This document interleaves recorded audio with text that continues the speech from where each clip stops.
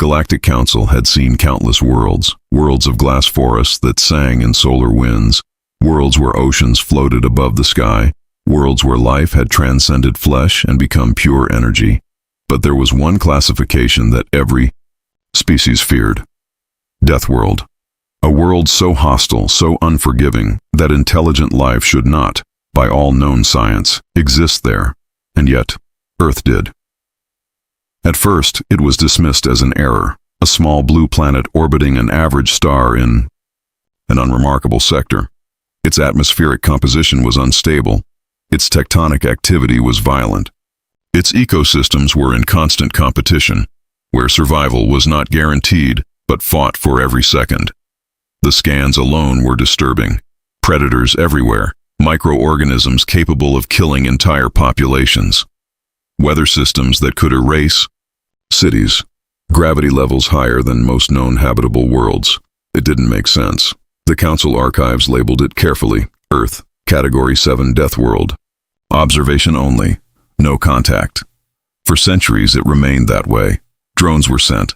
Many never returned. Those that did brought back fragmented data, creatures that hunted for sport, creatures that adapted within generations, creatures that didn't just survive, but thrived in chaos, and at the center of it all, humans. At first, the Council thought humans were anomalies, a fragile species clinging desperately to existence. That illusion didn't last long. They discovered humans had spread across their planet, conquering deserts, freezing tundras, dense jungles, and open oceans. They built structures that touched the sky. They split atoms. They harnessed electricity. They walked on their moon. All of this on a death world. That was when concern turned into quiet fear. An emergency session was called. Representatives from over 300 species gathered in the central chamber, a place where decisions shaped the fate of entire civilizations. The air shimmered with holographic projections of Earth. Storms swirled across continents. Volcanoes erupted in violent bursts, and still humans continued, building, expanding, advancing. They should not exist, one council member said, its voice trembling through translated frequencies. They should not evolve this fast, another added. A third spoke, colder than the rest. If they leave their world, they will not be like us. Silence followed, because everyone in that chamber understood what that meant. Most civilizations in the galaxy had evolved in stability, predictable climates, limited predators, controlled ecosystems. Conflict was rare. Survival was not a daily battle. But humans came from struggle, from pain, from constant adaptation. The Council reached a unanimous decision. Earth would remain isolated. No signal sent. No contact initiated. No attention drawn. Better to let the death world remain contained than risk unleashing whatever it had created. For a time that decision held, until the signals came. At first, they were faint. Radio waves, structured, intentional, the unmistakable signature of a technological species reaching outward. Humans had begun searching the stars. Panic spread quietly at first, then rapidly. They are advancing faster than projected. They have detected nearby stellar anomalies. They are developing propulsion systems. The Council tried to remain calm. They are still primitive. One member insisted. They have not achieved faster than light travel. But the data told a different story. Every decade, humans made leaps that other species took centuries to achieve. Their progress wasn't linear. It was explosive, unpredictable, dangerous. And then, they disappeared.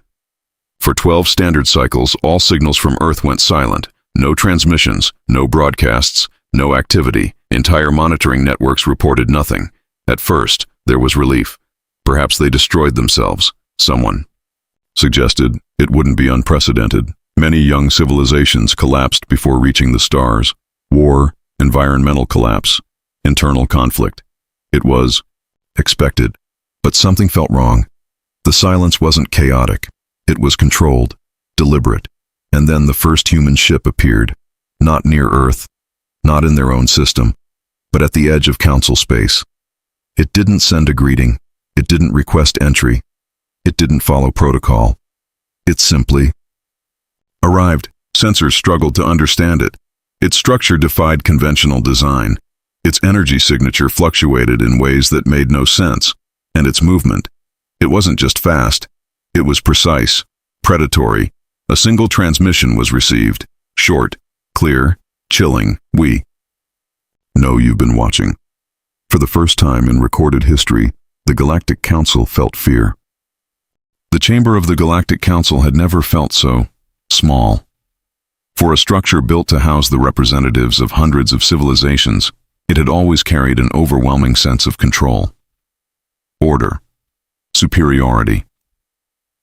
Now, that illusion was cracking. The single human vessel remained at the edge of monitored space, holding position without drifting, without signaling further, without showing any sign of strain. That alone was unsettling.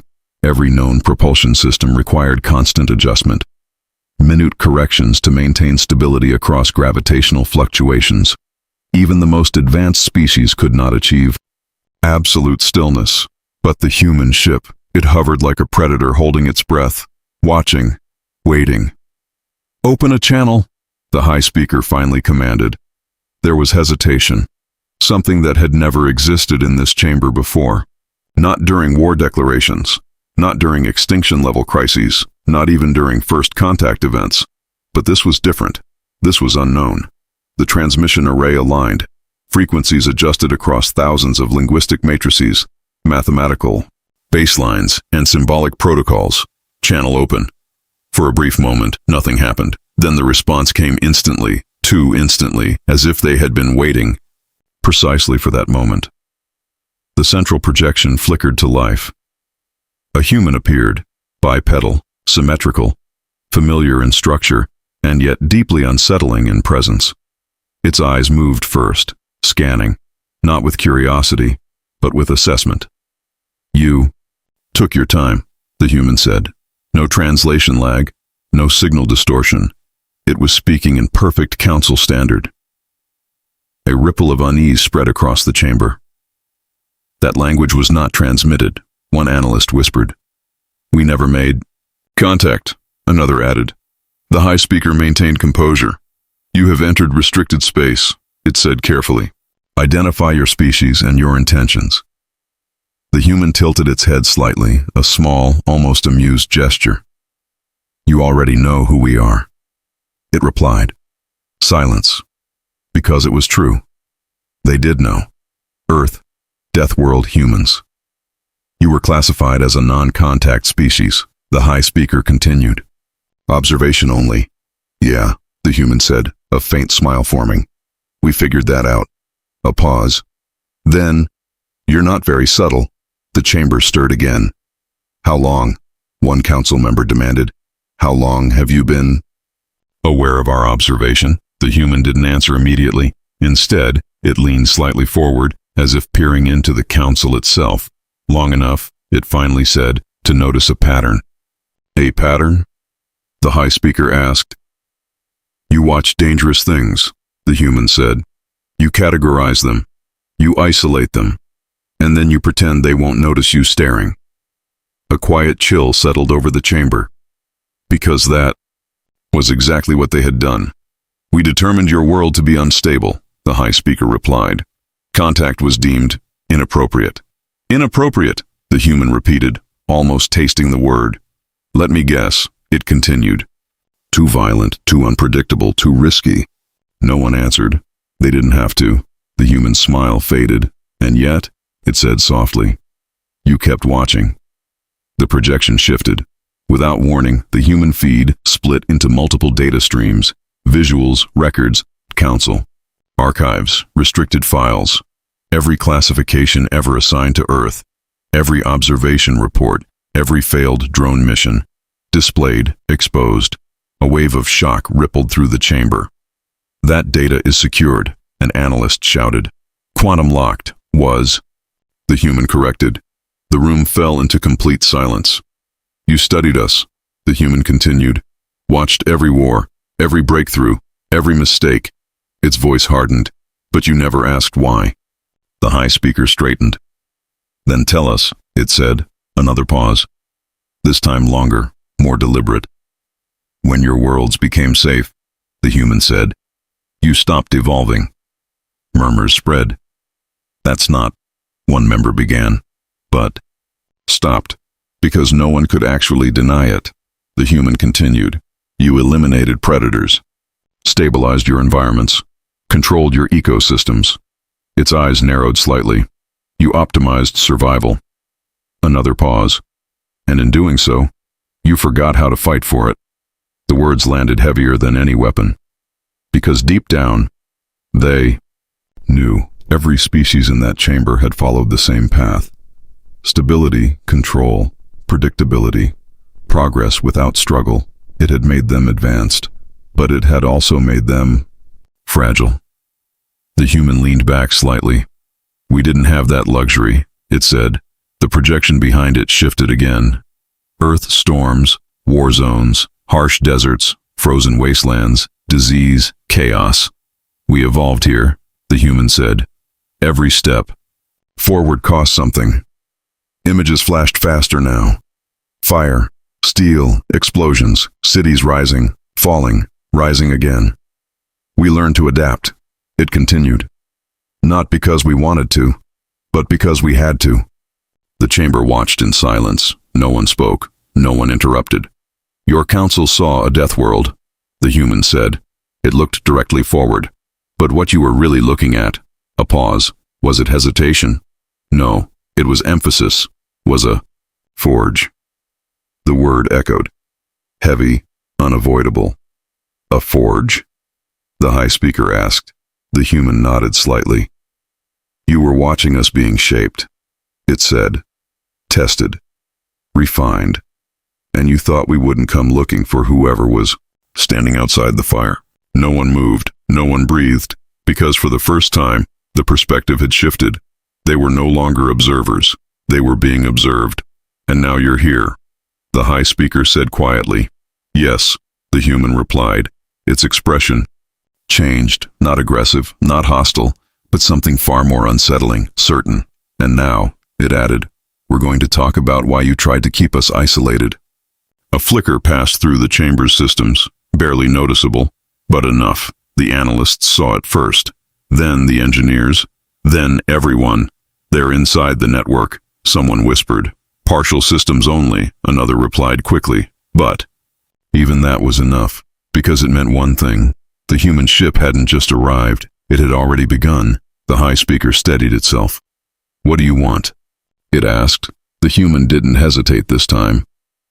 Answers, it said. Another pause. And after that, for the first time since the transmission began, the human smiled again. But this time, there was no warmth in it. We decide what happens next. The first alarm didn't sound loud. It wasn't a blaring siren or a flashing cascade of red warnings. It was quieter than that, almost polite. A soft pulse across the council's internal network. But the effect it had was immediate. Every sensor array across the chamber lit up at once. Multiple contacts detected. Range? A pause. Then, everywhere. The word didn't make sense at first. It couldn't. Space wasn't something you filled instantly. Even the fastest fleets took time. Time to travel, time to position, time to coordinate. But the data didn't care about what was supposed to be possible. Outer perimeter breached.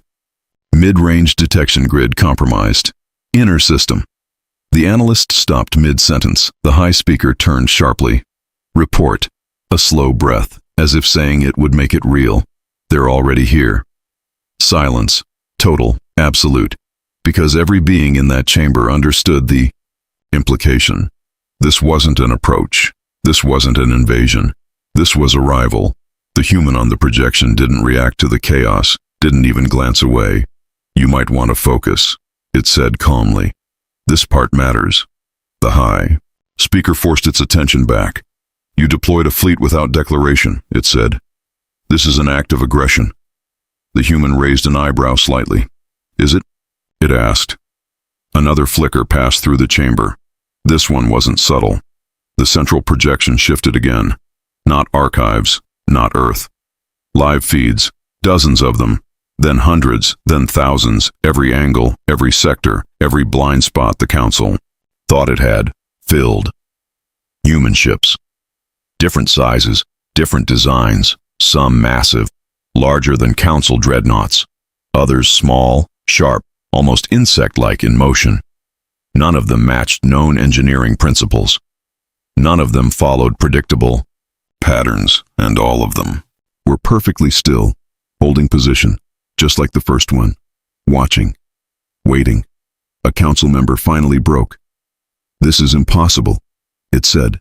There were no warp signatures, no jump trails, no footprints, the human offered. "No," one answered, because yes, that was exactly what was missing. Every known faster-than-light system left something behind. Distortions, radiation echoes, spatial residue. Humans left nothing. "We learned early," the human continued, "that if you move like everyone else, you get seen." Its eyes moved slightly, scanning reactions. "So we stopped moving like everyone else." The high speaker felt something unfamiliar, tighten within its core systems. Not fear, not yet, but something close. "You're demonstrating capability," it said carefully. "Why?"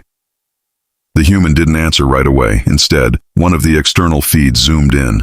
A council defense platform, heavily armed, shielded, one of thousands guarding the inner systems. Without warning, it shut down. No explosion, no impact, no visible cause, just dark. A collective intake of breath rippled through the chamber. "What did you do?" an engineer demanded. "Nothing dramatic," the human replied. "We asked it to stop." "That system is not network accessible," the engineer shot back. "It is now." Another platform went dark, then another, then 5 more. Not all at once, one by one. Deliberate, controlled, a pattern. The human leaned slightly forward again. "We're not here to destroy you," it said. The chamber stilled. Because that should have been reassuring, it wasn't. "Then what is this?" the high speaker asked. "This," the human said, gesturing lightly toward the feeds, "is context." The word hung in the air. "You've been watching us for centuries," it continued, "trying to understand what we are." A small pause. "Now you get to see it from the other side." Another system flickered. This time it wasn't external, it was inside the chamber. A section of the ceiling dimmed, just slightly, but enough to notice. "They're escalating," an analyst whispered. "No," the high speaker said quietly. "It understood now. They're demonstrating control." The human smiled faintly. "Exactly." A ripple of unease spread again. Because control like this didn't come from raw power alone. It came from understanding, deep understanding, of systems, of behavior, of weaknesses. "You studied our world," the human said. "You saw the storms, the predators, the disasters." Its voice dropped just a fraction, but you didn't see the most important part. The high speaker didn't ask. It already knew the answer was coming. "We survive by learning fast," the human said. The feeds shifted again. Not to ships, not to systems, but to something far more unsettling. Simulations, council infrastructure, defense grids, communication networks, all mapped, all modeled, all predicted. "You built stable systems," the human continued. "Efficient, reliable," a pause, "and completely predictable." One of the simulations ran forward. A scenario. Council defenses activating, fleets mobilizing, countermeasures deploying. Every step anticipated, every outcome calculated, and in every version. The same result. Failure. A long, heavy silence followed. No one argued. No one denied it. Because the data wasn't theoretical. It was precise. Painfully precise. The high speaker spoke slowly. "You've already decided the outcome." The human shook its head. "No," it said. Another pause. "We've just removed uncertainty." That was worse, much worse, because uncertainty left room for hope. This did not. The high speaker steadied itself again. "You still haven't answered the question," it said. "Why are you here?" This time, the human didn't delay. "Because you made a mistake," it said. A ripple passed through the chamber. "What mistake?" someone asked. The human's gaze sharpened. "You assumed isolation would protect you." Another system dimmed. Closer. This time, closer to the core.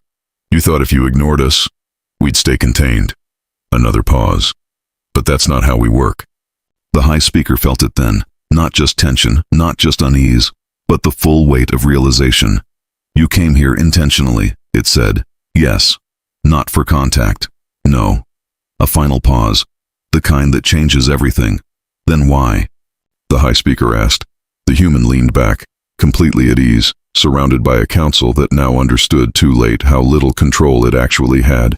We came, the human said softly, to see if the galaxy was worth joining. Its eyes locked forward, or fixing. Nothing moved, nothing breathed. Because in that moment, the Galactic Council finally understood something they had never had to consider before. They weren't negotiating with a new species, they were being, evaluated by one. For the first time in its recorded existence, the Galactic Council did not know how to respond. Not strategically, not politically, not even instinctively. Because everything about this situation existed outside the frameworks they had built over millennia. War had rules. Diplomacy had structure. Even first contact had protocols refined across hundreds of species. But this was none of those things. This was something new. And the worst part, the humans were in complete control of it. The chamber remained silent, but it was no longer the silence of authority.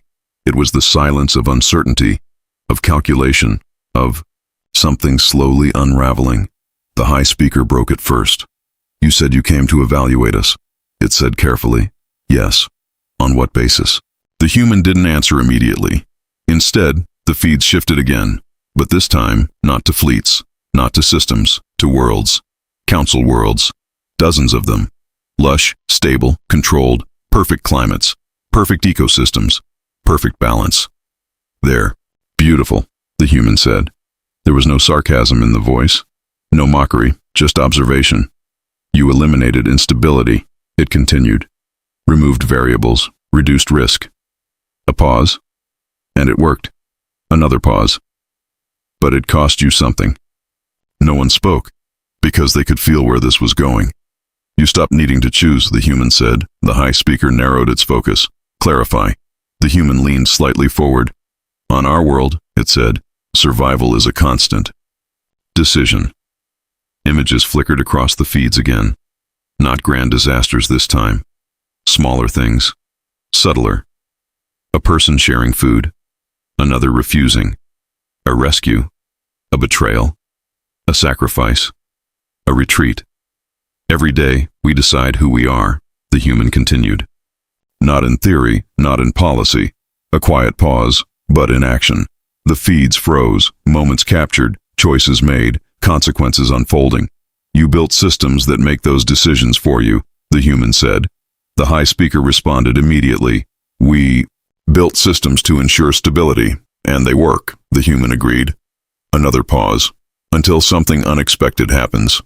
That word again, unexpected.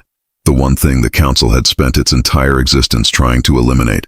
You think we're unprepared? A council member said sharply. The human's gaze shifted, just slightly.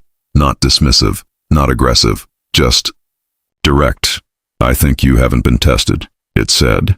That hit harder than any accusation. Because it wasn't framed as an insult. It was framed as a fact. We have faced crises, another member insisted. Extinction-level threats, system-wide, failures. And you solved them with systems, the human interrupted calmly. A pause, not with yourselves. Silence, heavy, uncomfortable, because again, they couldn't fully deny it. The high speaker spoke more slowly now.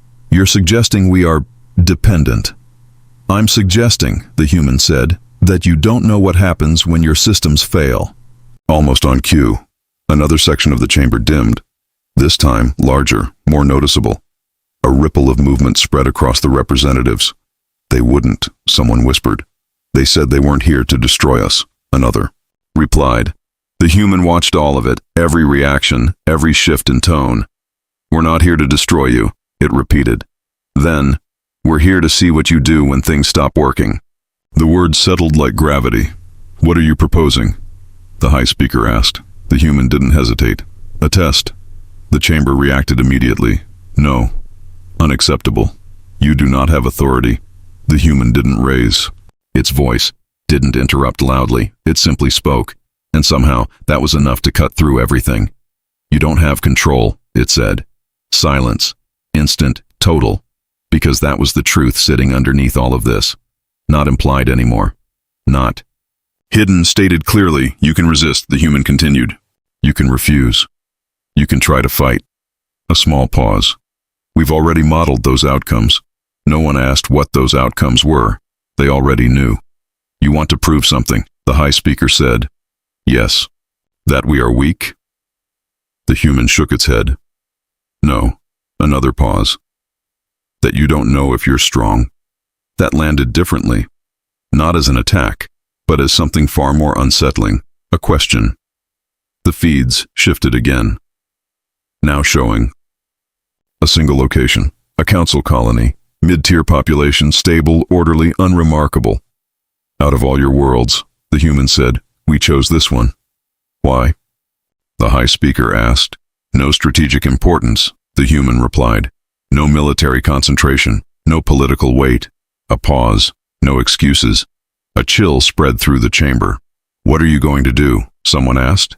The human answered simply, nothing permanent. That didn't help at all. We're going to remove support, it continued. Define support, the high speaker demanded. The human met its gaze. Power grids, long-range communication, automated logistics, defense coordination. Each word made the situation worse. You're crippling the colony, a representative said. No, the human replied calmly. We're returning it to reality. The feed zoomed in.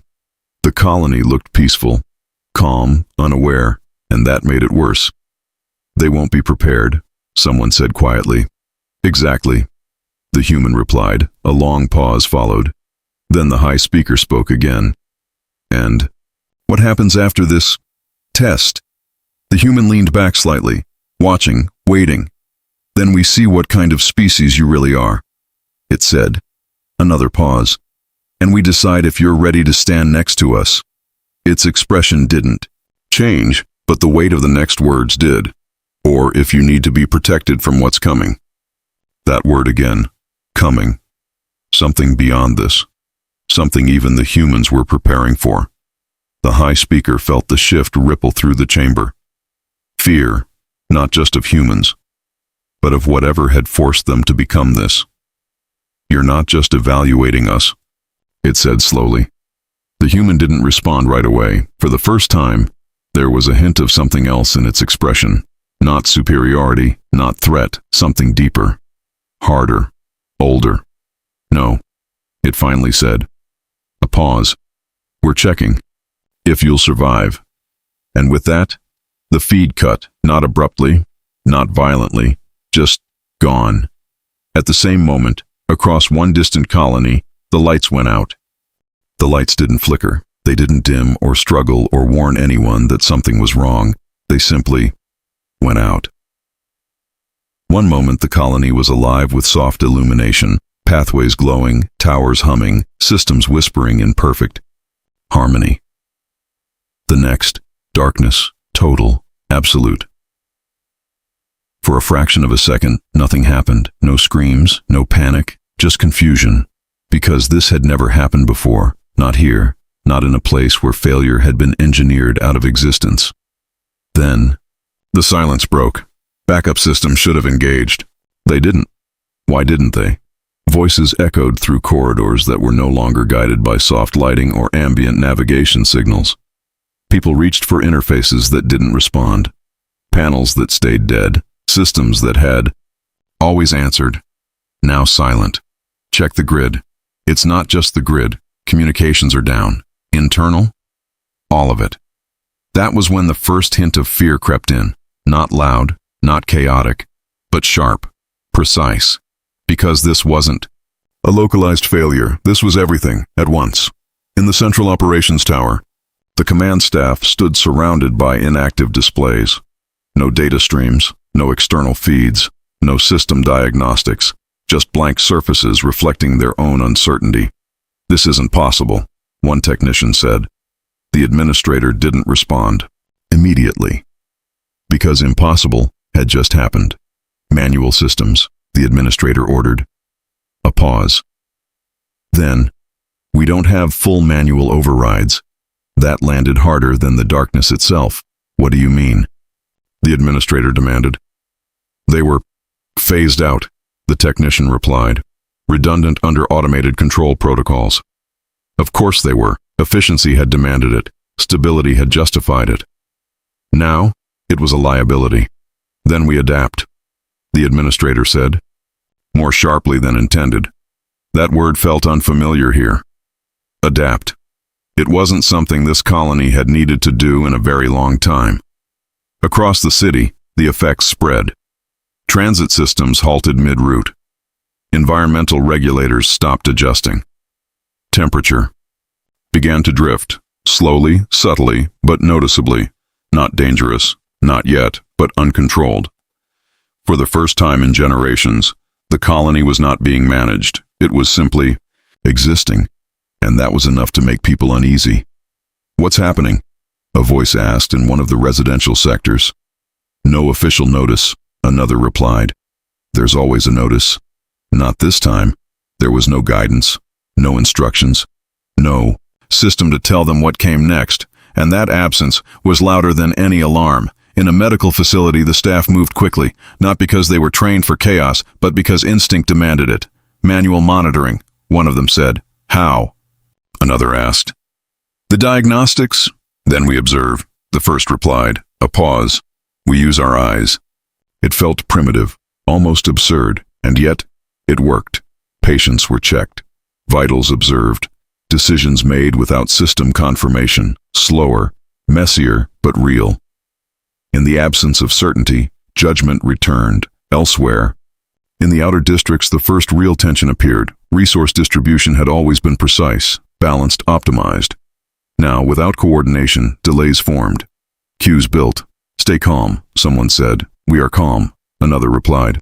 But the tone said otherwise, because calm, here, had always been supported, maintained, guaranteed. This was something else. At the edge of the colony, a small group gathered near a silent transport hub. What if this isn't temporary? One of them asked. No one answered. Because that question wasn't supposed to exist. Not in a place like this. Back in the central tower, the administrator stood in the dim light of emergency strips, low-power systems that hadn't completely failed, but weren't designed to sustain the entire colony. Status, they asked again. Still nothing, the technician replied. No external contact, no internal coordination. A pause, then quieter. We're on our own. Those words settled heavily, not dramatic, not exaggerated, just true. The administrator closed their eyes for a brief moment, not in despair, in thought, because for the first time, their role wasn't to manage a system, it was to lead people. All right, they said. The tone changed, subtly, but enough. We establish local control. The technician looked up. How? We start small, the administrator replied. Sector by sector. A pause. Direct communication. Messengers if needed. That word again. Primitive, unnecessary, until now. Reassign personnel. The administrator continued. Medical, structural, environmental. We prioritize stability where we can, and adaptability where we can't. Another pause. Then, and we stop waiting for the system to come back. That was the shift, right there. Not panic, not collapse, but something else entirely, a decision. Across the colony, similar moments began to unfold. Small, uncoordinated, but real. People stepping forward, making choices, not because they were instructed to, but because no one else would. A technician rerouting limited power manually, a group organizing distribution without central oversight, a medic improvising treatment protocols without automated support. None of it perfect, none of it efficient, but all of it alive, above it all, unseen, unannounced. Human eyes watched, feeds restored not to the colony, but to the observers, silent, analytical, every decision recorded, every hesitation noted, every act of cooperation, and every act of selfishness. Interesting, one human voice said quietly. They're slower than we were. another replied. But they're adapting, the first added. A pause. Then, they're choosing. Back in the darkened colony, no one knew they were being watched. No one knew this was a test. All they knew was that for the first time in their existence, there was no system to save them, and what came next would depend entirely on what they decided to do. The lights didn't flicker, they didn't dim or struggle or warn anyone that something was wrong. They simply went out. One moment, the colony was alive with soft illumination, pathways glowing, towers humming, systems whispering in perfect harmony. The next, darkness, total, absolute. For a fraction of a second, nothing happened. No screams, no panic, just confusion, because this had never happened before, not here, not in a place where failure had been engineered out of existence. Then, the silence broke. Backup systems should have engaged. They didn't. Why didn't they? Voices echoed through corridors that were no longer guided by soft lighting or ambient navigation signals. People reached for interfaces that didn't respond, panels that stayed dead, systems that had always answered, now silent. Check the grid. It's not just the grid, communications are down. Internal, all of it. That was when the first hint of fear crept in, not loud, not chaotic, but sharp, precise, because this wasn't a localized failure. This was everything at once. In the central operations tower, the command staff stood surrounded by inactive displays. No data streams, no external feeds, no system diagnostics, just blank surfaces reflecting their own uncertainty. This isn't possible, one technician said. The administrator didn't respond immediately because impossible had just happened. Manual systems, the administrator ordered. A pause. Then, we don't have full manual overrides. That landed harder than the darkness itself. What do you mean? The administrator demanded. They were phased out, the technician replied. Redundant under automated control protocols. Of course they were. Efficiency had demanded it. Stability had justified it. Now it was a liability. Then we adapt, the administrator said. More sharply than intended. That word felt unfamiliar here. Adapt. It wasn't something this colony had needed to do in a very long time. Across the city, the effects spread. Transit systems halted mid-route. Environmental regulators stopped adjusting. Temperature began to drift, slowly, subtly, but noticeably. Not dangerous, not yet, but uncontrolled. For the first time in generations, the colony was not being managed. It was simply existing. And that was enough to make people uneasy. What's happening? A voice asked in one of the residential sectors. No official notice, another replied. There's always a notice. Not this time. There was no guidance, no instructions, no system to tell them what came next, and that absence was louder than any alarm. In a medical facility, the staff moved quickly, not because they were trained for chaos, but because instinct demanded it. Manual monitoring, one of them said. How? Another asked. The diagnostics. Then we observe, the first replied. A pause. We use our eyes. It felt primitive, almost absurd, and yet it worked. Patients were checked, vitals observed, decisions made without system confirmation, slower, messier, but real. In the absence of certainty, judgment returned. Elsewhere, in the outer districts, the first real tension appeared. Resource distribution had always been precise, balanced, optimized. Now, without coordination, delays formed, queues built. Stay calm, someone said. We are calm, another replied. But the tone said otherwise, because calm here had always been supported, maintained, guaranteed. This was something else. At the edge of the colony, a small group gathered near a silent transport hub. What if this isn't temporary? One of them asked. No one answered, because that question wasn't supposed to exist. Not in a place like this. Back in the central tower, the administrator stood in the dim light of emergency strips. Low-power systems that hadn't completely failed, but weren't designed to sustain the entire colony. Status, they asked again. Still nothing. The technician replied. No external contact. No internal coordination. A pause. Then, Quieter. We're on our own. Those words. Settled heavily, not dramatic, not exaggerated, just true. The administrator closed their eyes for a brief moment. Not in despair, in thought, because for the first time, their role wasn't to manage a system, it was to lead people. All right, they said. The tone changed, subtly, but enough. We establish local control. The technician looked up. How? We start small. The administrator replied. Sector by sector. A pause. Direct communication. Messengers if needed. That word again. Primitive. Unnecessary. Until now. Reassign personnel. The administrator continued. Medical, structural, environmental.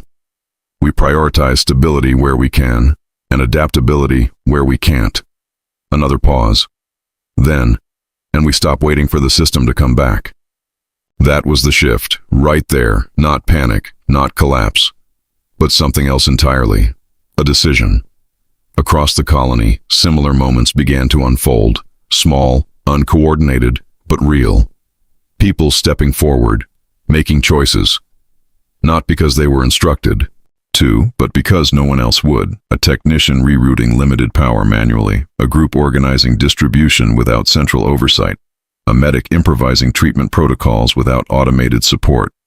None of it perfect, none of it efficient, but all of it, alive, above it all, unseen, unannounced. Human eyes watched. Feeds restored not to the colony, but to the observers. Silent, analytical, every decision recorded, every hesitation noted, every act of cooperation, and every act of selfishness. Interesting, one human voice said quietly. They're slower than we were, another replied, but they're adapting. The first added, a pause, then, they're choosing. Back in the darkened colony, no one knew they were being watched. No one knew this was a test.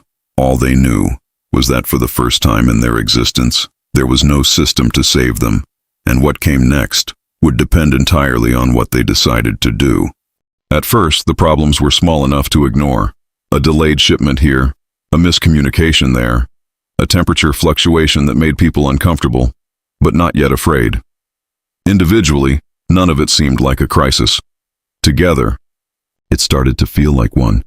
The colony had always functioned as a single, seamless system. Now it was breaking into pieces, not physically, but operationally. Each sector trying to stabilize itself, each group making decisions without knowing what the others were doing.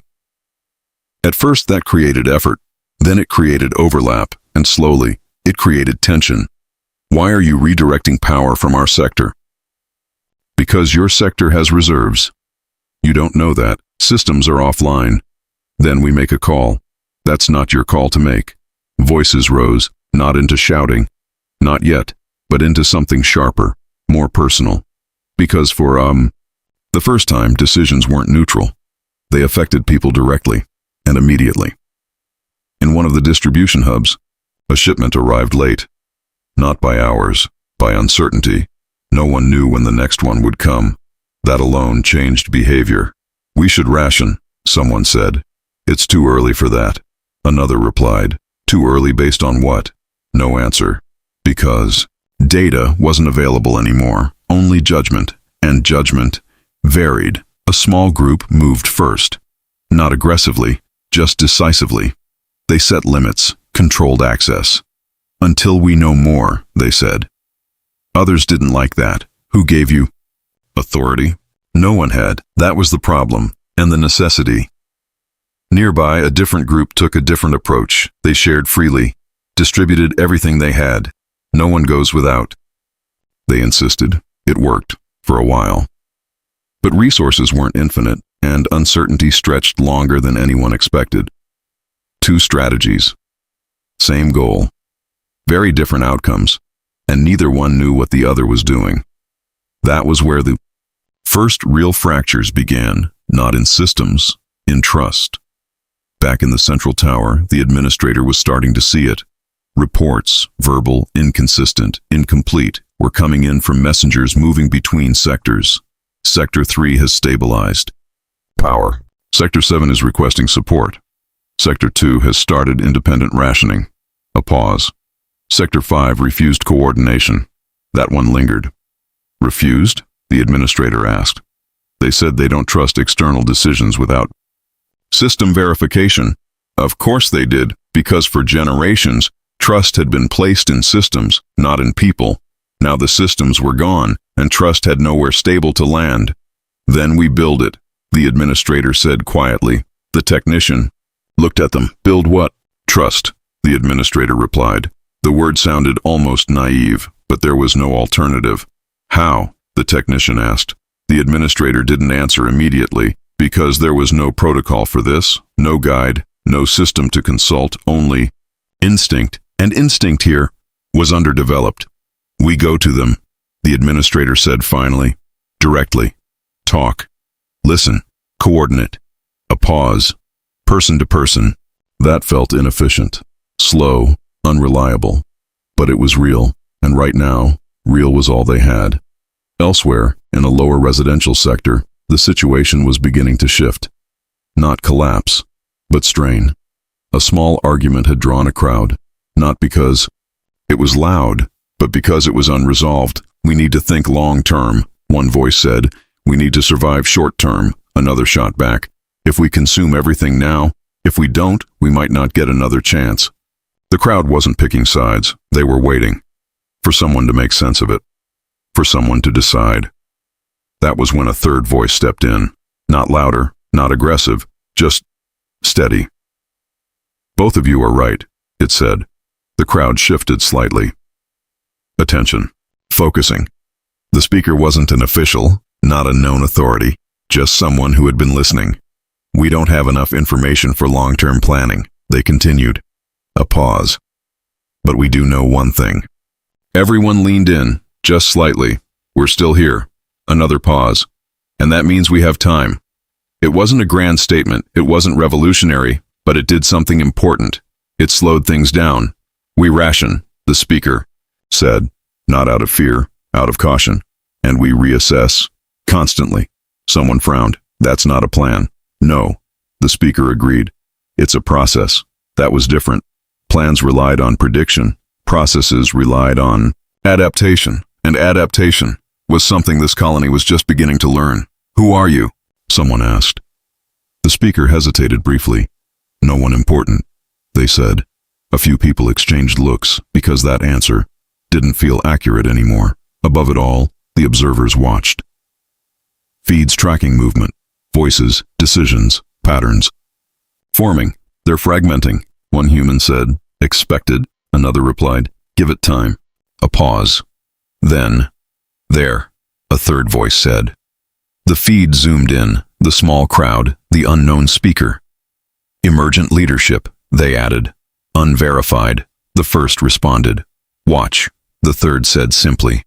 Back in the colony, the shift was subtle, but it was happening.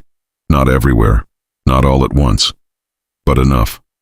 Small groups stabilizing, decisions being made, mistakes happening, and being corrected, not by systems, by people. And in that messy, uncertain, imperfect process, something new was forming, not control, not yet, but direction. And for the first time since the lights went out, the colony wasn't just reacting, it was beginning to respond. All right, now the pressure turns real. Here's part 7. The first real breaking point didn't come from fear, it came from certainty. A group in Sector 2 had made up their minds. They had watched the delays, heard the scattered reports, felt the slow tightening of uncertainty, and they decided they wouldn't wait any longer. We secure what we need now, their lead said, not aggressively, not emotionally, just decisively, to avoid chaos later. It sounded reasonable. That was the problem, because across the colony, others were reaching different conclusions, and none of them aligned. At the distribution hub, the doors were already partially restricted, controlled by the group that had implemented early rationing. When Sector 2 arrived, they didn't come as a mob. They came organized, focused, prepared. We need access, their lead said calmly. It's already being managed, one of the rationing group replied. Not effectively enough. A pause. Based on what data? The responder asked. Based on risk, the lead answered. That word again. Risk. It used to be theoretical. Now it was personal. You're overreacting. And you're underestimating. The air tightened. People gathered, not intervening, watching, waiting. Because this was new, conflict without a system to resolve it. No one takes more than their share, the rationing group insisted. We're not taking more, the lead replied. We're securing supply for our sector. That's the same thing. No, the lead said. It's planning. The distinction didn't hold. Not here. Not now. A hand moved toward the control panel. Another stepped in front of it. Don't, someone said. Move, came the reply. The tension snapped, not into violence, but into something dangerously close. Push, a stumble. Gasps. No one escalated further, but the line had been crossed, and everyone felt it. Because once that line existed, it could be crossed again, and easier next time. That was when the same steady voice from before cut through this noise. Stop. Not loud, not forceful, but firm, clear. It worked, not because of authority, but because people wanted it to. The crowd parted slightly as the speaker stepped forward. They looked at both sides, not accusing, not defensive, assessing. You're both trying to prevent failure, they said. No one argued that. You're just choosing different ways to do it. A pause, then. And right now, those choices are colliding. The Sector 2 lead frowned. We don't have time for discussion. The speaker nodded, agreed. That wasn't the response they expected. Then step aside, the lead said. The speaker didn't move. Instead, they asked a question. If you take control of this hub, what happens next? The lead didn't hesitate. We stabilize distribution for our sector. And the others? The speaker asked. They'll adapt. A small ripple moved through the crowd. Because that sounded familiar. Too familiar. And if they don't? The speaker continued. A pause. This time, the lead didn't answer immediately. Because that answer wasn't clean, the speaker turned slightly, addressing both groups now. This isn't about resources, they said. It's about trust. Another pause. And we don't have enough of it. That landed hard, because everyone felt it, the absence of something they had never needed before. If we split now, the speaker continued, we don't just divide supplies. We divide responsibility. The Sector 2 lead narrowed their eyes. We're already divided. Yes, the speaker said quietly. That's the problem. Silence. Heavy, uncomfortable, because it was true, and no system was going to fix it. Not anymore. The speaker stepped closer to the control panel, not touching it, just standing there. We do this together, they said, or we don't do it at all. That's not realistic, someone muttered. No, the speaker agreed. It's necessary. A long pause followed. No one moved, no one spoke. Because this exact moment, would decide something bigger than a distribution hub. It would decide how they moved forward, together or not at all. The Sector 2 lead exhaled slowly, a decision forming, difficult, uncomfortable, but real. Fine, they said. A shift rippled through the crowd. We coordinate, they added. But if this fails, it will, the speaker interrupted calmly. That caught everyone off guard. What? The lead asked. It will fail, the speaker repeated. Not completely, but enough. A pause, and then we adjust. That was the difference. Not preventing failure, surviving it, learning from it, moving forward anyway. The lead studied them for a moment longer, then stepped back. Just one step, but it was enough. The tension broke, not disappeared, but eased, and that mattered. Above them, unseen, the observers watched. They almost fractured, one human said. They still might. Another replied. Probably. A third added. A pause. Then. But they didn't choose it first. The feed focused on the speaker again. Leader. Confirmed, the third voice said. Still unofficial, the first replied. Doesn't matter, came the answer.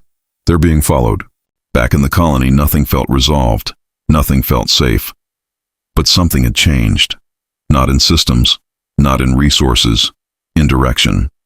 Because for the first time, people weren't just reacting to failure, They were shaping what came after it, and that was exactly what the humans had been waiting to see. Now we're getting close to the deeper layer,